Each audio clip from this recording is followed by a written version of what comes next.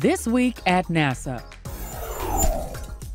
We set Friday, April 29th at 3:47 p.m. as a launch time for the mission. That announcement came at the conclusion of the mission's flight readiness review, where shuttle managers expressed satisfaction with the preparations for the program's next-to-last flight. This is going to be a very complex choreography, a lot of small tasks that all have to go when they're supposed to, or they have to ripple down and find new homes, which makes it a big challenge for the mission operations team.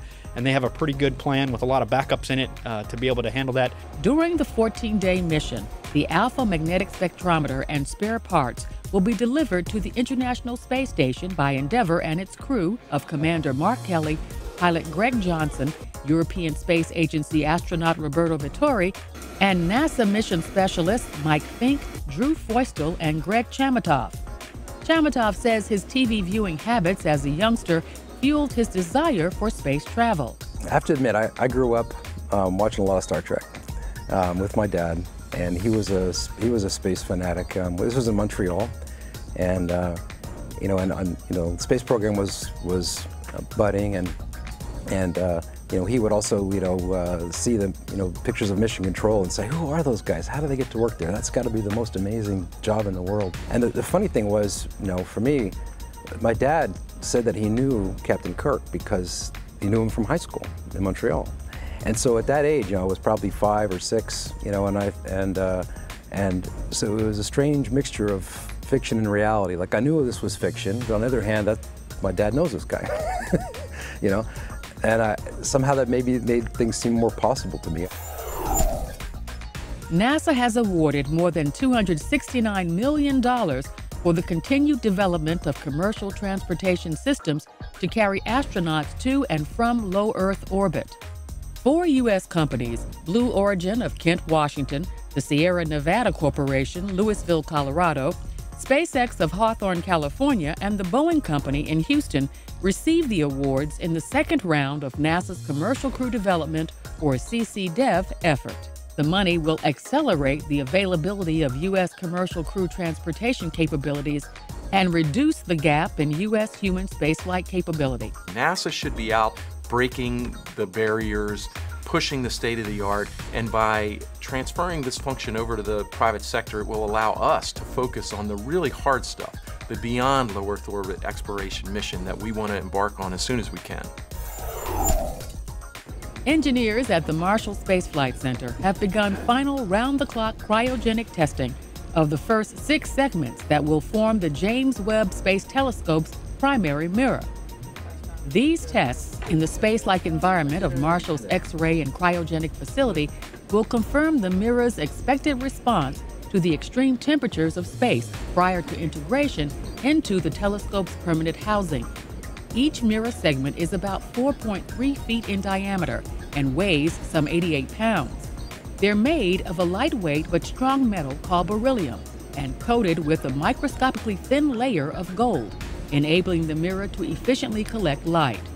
During cryogenic testing, the mirrors are placed in a helium-cooled vacuum chamber and subjected to temperatures as low as minus 415 degrees. The easy way to think about why we do these tests for Webb is it's an infrared telescope that's designed to look for faint heat signals from the universe. So the telescope needs to be cold to detect these signals.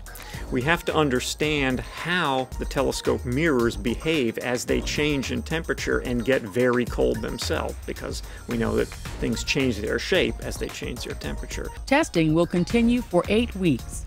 18 segments will make up the primary mirror Webb will use for its state-of-the-art infrared observations. Picking up where Hubble leaves off, JWST will be the first of the next generation of NASA's Great Observatories program. As for the Hubble Space Telescope, it presented this rosy picture to astronomers on the celebration of the 21st anniversary of its deployment into space. Hubble captured an especially photogenic group of interacting galaxies called ARP-273. The larger of the spiral galaxies, known as UGC 1810, has a disk that is distorted into a rose-like shape by the gravitational pull of the companion galaxy below it, known as UGC 1813. A swath of blue jewels across the top is the combined light from clusters of intensely bright and hot young blue stars. These massive stars glow fiercely in ultraviolet light. ARP 273 lies in the constellation Andromeda and is roughly 300 million light-years away from Earth. The interaction was imaged on December 17, 2010, with Hubble's Wide Field Camera 3. Growing up in a farm, looking up at the stars, thinking, what's beyond there? Hubble has enabled me to start penetrating and looking beyond what I dreamed of as a kid could even be there. So Hubble, for me personally, has touched my inner being. Hubble was deployed by the STS-31 crew of Space Shuttle Discovery on April 25, 1990. Piloting that mission was current NASA Administrator Charlie Bolden. Since then, Hubble imagery has delighted and amazed people around the world, rewriting astronomy textbooks with its discoveries. Well, we have a pretty comprehensive database and some very talented people that... NASA Chief Scientist Waleed Abdelhadi helped NASA celebrate the 41st annual Earth Day with a series of live satellite interviews with TV stations around the country. Highlighted were NASA's top 5 satellite images of planet Earth that had proven most popular with social media users around the world. The pictures, ranging from post-tsunami Sendai, Japan, to the enormous Hurricane Earl, are examples of the Earth monitoring data routinely captured by NASA science mission satellites. We make these images available to people all over the world. We work closely with our agency partners, and people take these and either just look at them for their own interests or turn them into information, turn them into science. Other Earth Day programs included a live web chat from Greenland with researcher Laura Koenig about NASA's Operation Ice Bridge, a video about a climate and weather tracking satellite NASA plans to launch later this year, and the announcement by the Goddard Space Flight Center of a contest for you to create your own YouTube videos using NASA Earth Science visuals and themes. Here's an excerpt from a sample Goddard video.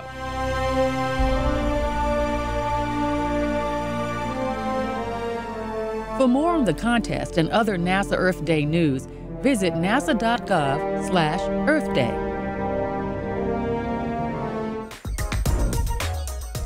And now, Centerpieces. 45 college and high school rocket teams from across the country gathered at the Marshall Space Flight Center for the 10th annual Student Launch Project. Activities included tours of the NASA Field Center and the U.S. Space and Rocket Center and the Rocket Fair, where students displayed the rockets and payloads they spent the previous school year designing and building, with mentoring help from NASA engineers. Student teams mingled to discuss the various aspects of their projects, and Marshall employees offered guidance about the designs and careers in science and technology. The event culminated in the launching of the rockets from Bragg Farms, just outside of Huntsville, streamed online by NASA TV. The agency's Academic Affairs Office challenges each team to build a rocket with a viable payload. 3, 2, 1, start.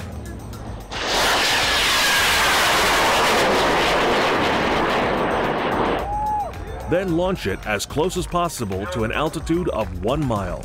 While they worked on their projects, the teams followed the same steps as a professional NASA engineer, taking stringent safety precautions and filing regular progress reports with their NASA mentor.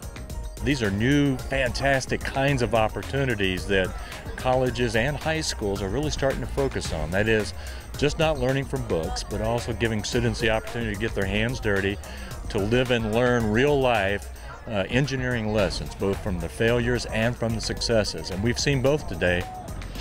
Team Knight Rider from the University of Central Florida came closest to 1 mile in altitude, missing the mark by a mere 70 feet. Corporate sponsor ATK Aerospace Systems, builder of the Space Shuttle's solid rocket boosters, provides a cash award to the university team scoring highest on the many different aspects of the student launch projects, including post-launch analysis of rocket performance and payload. For a complete list of award winners and participants, visit the Student Launch Project's home and Facebook pages.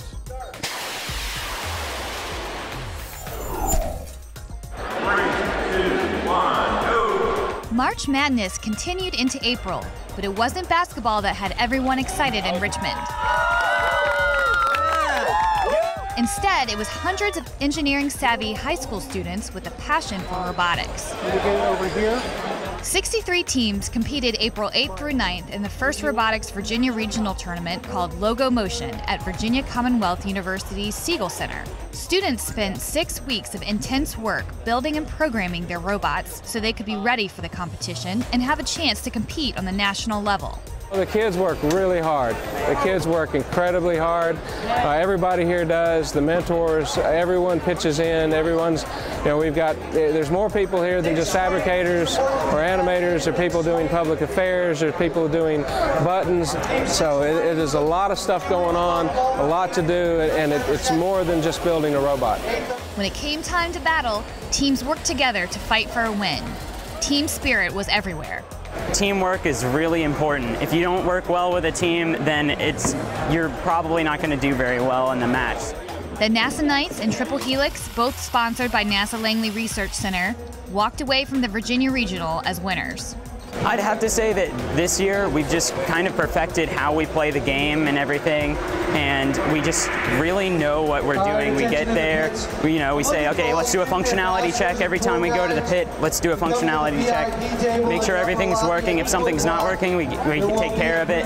Then we just go back out there and keep playing and play the same game every time. Now it's off to the tournament in St. Louis, where the NASA Knights and Triple Helix will seek a national championship. They came from everywhere, braving earthly thunderstorms and perhaps some intergalactic interference to attend the 3rd Yuri's Night Hampton Roads. Mauser Johnson from the planet Nebular. Some not only dressed for the occasion, they also changed their appearance. It's inspired by Star Trek, Orion Slave Girls. More than 1,600 aliens and Earthlings celebrated the 50th anniversary of the first spaceflight by Yuri Gagarin. The crowd at the Virginia Air and Space Center also paid homage to the 30th anniversary of the first space shuttle liftoff. A team of 3 honored the shuttle in a special way, one Lego block at a time. Construction officially started on January 11th, and it was finished about a couple weeks ago. And then, of course, I worked on software. There's about 8,000 pieces in total. That's an estimate. I didn't really count them as I built. Yuri's Night is billed as the world's biggest space party, with celebrations all over the globe. This one, sponsored in part by NASA's Langley Research Center, featured dancing, a spaced-out drill team, and a reggae band. Interwoven with the entertainment was the underlying message: NASA and technology are cool.